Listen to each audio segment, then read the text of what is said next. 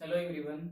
In previous class we have already discussed about the types of friction. So first one is the static friction, and after that we understand what is the sliding friction, and after that we understand what is the rolling friction. So in this class we will discuss about the friction unnecessary evil. So what is the friction? Why the friction is called as a necessary evil? So what happened when the friction does not becomes between the object? So what will becomes? So if the friction does not becomes between the object, then the movement does not occurs, and if the movement does not occurs, then we cannot move on the ground.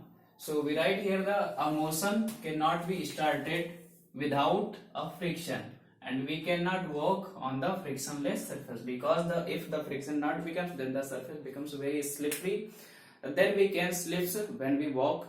So if the friction is very essential for the walking on the surface. Now the next one is the motion cannot be transferred.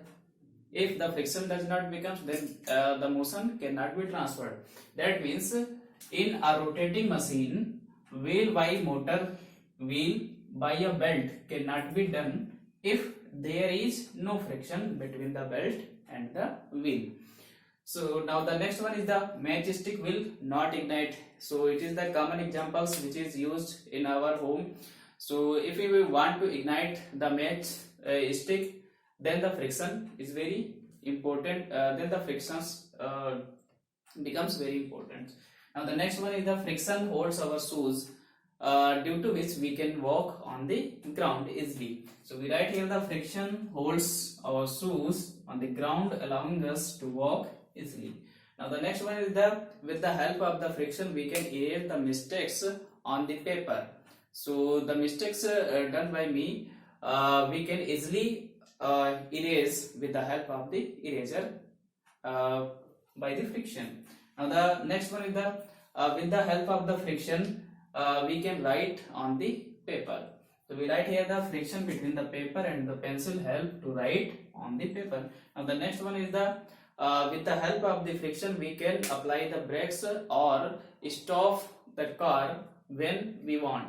So we write here the friction of the brakes and the tires help to drive a car and to stop it.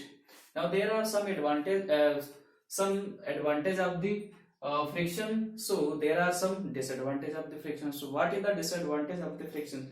So the tear and wear in the machines becomes very high due to the friction. So we write here the friction between the various parts of the machine led loss of energy because it reduces the motion. So the friction due to the friction loss of energy and reduces the friction. When the energy losses, then obviously the reduces the performance. Now the next one is the frictions wears and tears machine parts.